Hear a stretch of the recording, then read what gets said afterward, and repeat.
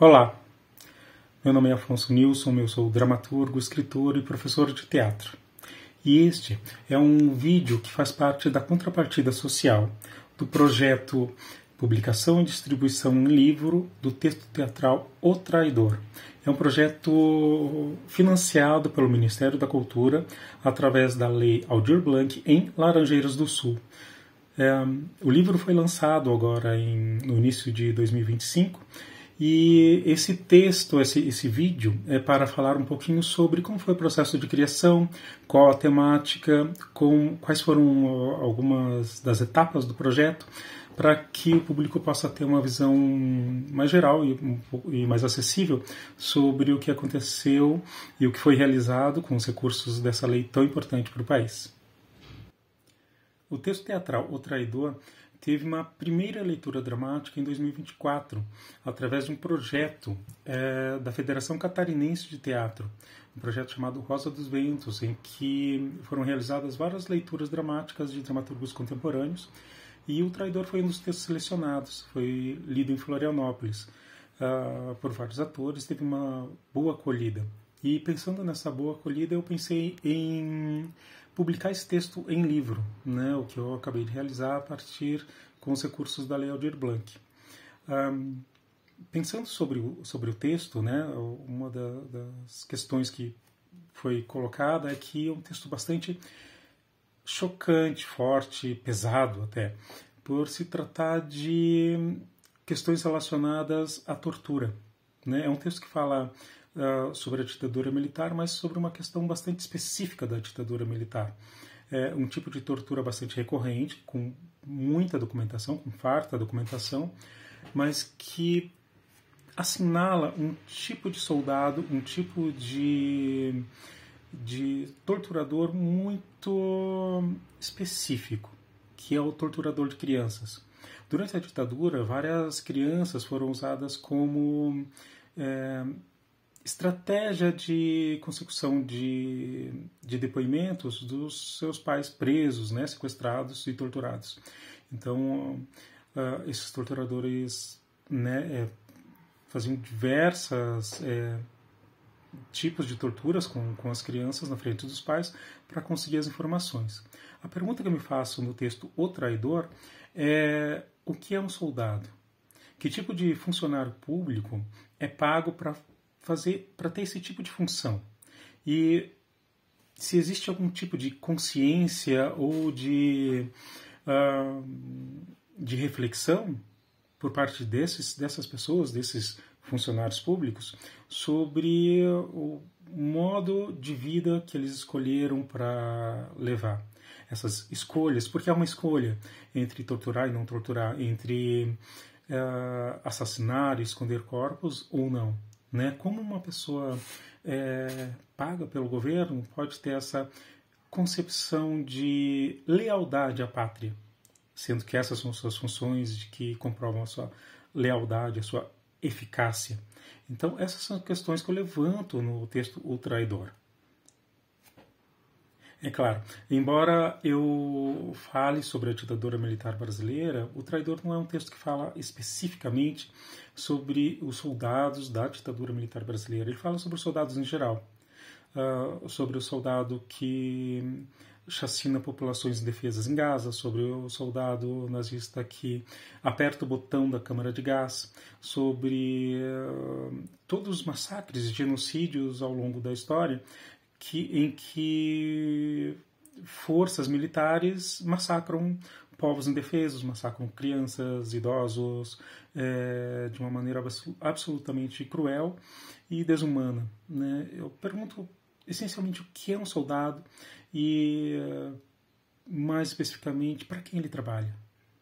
Né? Acho que é uma questão que pode ser levantada com bastante importância e bastante relevância nesse período em que a ascensão da extrema-direita é um perigo iminente, em que cada vez mais pessoas acham que a tortura e a ditadura militar é uma forma de governo, entre aspas, eficiente, em que aqui no Brasil acabamos de escapar por pouquíssimo de um novo golpe de Estado, quando uma turba de alucinados invadiu o Congresso e depredou bens públicos com ameaças de golpe e incentivo às forças militares tomarem o poder à força novamente.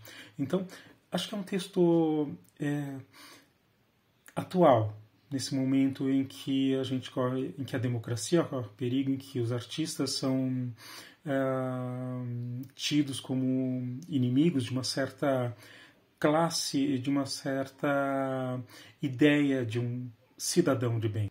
No texto tem uma estrutura narrativa que esmiuça o que pensa esse soldado, como ele reage, e coloca um pequeno teste, não um teste, mas uma situação dramática que faz com que a estrutura narrativa se desenrole.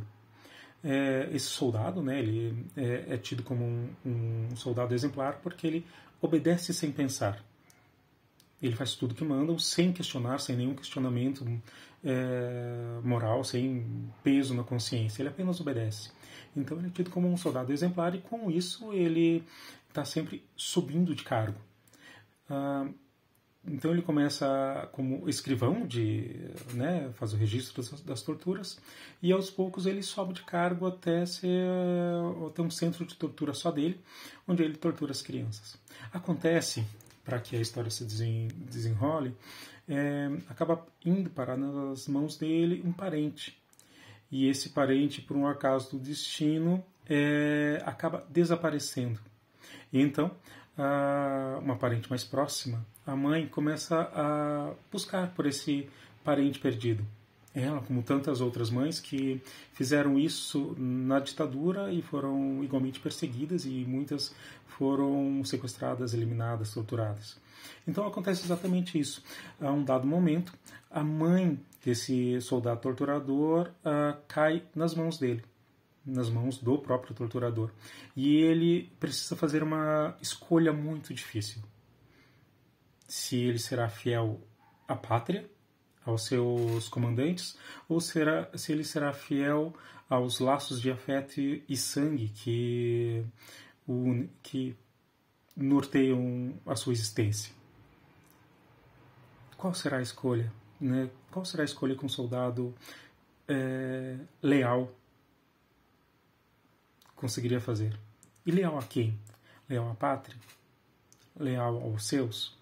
Essa é a questão primordial do texto, que coloca em xeque sobre essa presumível humanidade do soldado. Ou será que os soldados são apenas máquinas de obedecer e matar? Então essas questões são colocadas de modo bastante veemente no texto, e acho que é uma colocação bastante pertinente nesses tempos cada vez mais tumultuosos e atrelados a uma ascensão da extrema-direita, do fascismo e de tantas ameaças à democracia e da humanidade, à igualdade e à fraternidade como um todo. Sobre o projeto, especificamente, a gente teve algumas ações. A primeira ação foi, claro, a impressão, né, dos livros, e teve a opção por distribuir os livros diretamente aos alunos, né? Em outros projetos eu acabei distribuindo para bibliotecas e escolas, mas muitas vezes esses livros eles ficam nas bibliotecas e acabam não sendo acessados pelos alunos. Dessa vez eu escolhi doar diretamente aos alunos presentes nas 2 palestras de contrapartida social. Nessas 2 palestras, eu tive a participação de um companheiro muito inusitado, muito querido, que é o Jorge Oliveira Santos. Ele é um menino do ensino médio, né? Acabou de terminar o ensino médio, e ele é um autista com hiperfoco em história. Então ele tem um conhecimento muito impressionante sobre datas, fatos, textos, nomes. Então eu trouxe ele para, enquanto eu falava sobre dramaturgia, a presença do teatro nas questões políticas do país, né? Como o teatro reflete, como o teatro sublinha, como ele historiciza essas questões. O Jorge ele falou dados específicos sobre o contexto da ditadura militar, o contexto das torturas no país. Foi uma atividade muito interessante, fomos muito bem acolhidos pelos alunos. O Jorge foi aplaudidíssimo assim, pela desenvoltura com que ele lida com as questões relativas à história.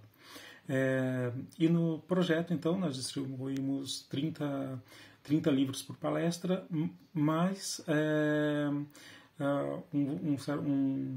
uma quantidade de livros para as bibliotecas públicas municipais e para as bibliotecas das escolas estaduais, bem como para artistas da cidade, Conselho de Cultura e órgãos de divulgação. Essas foram as atividades do projeto, bem como este vídeo que você está assistindo.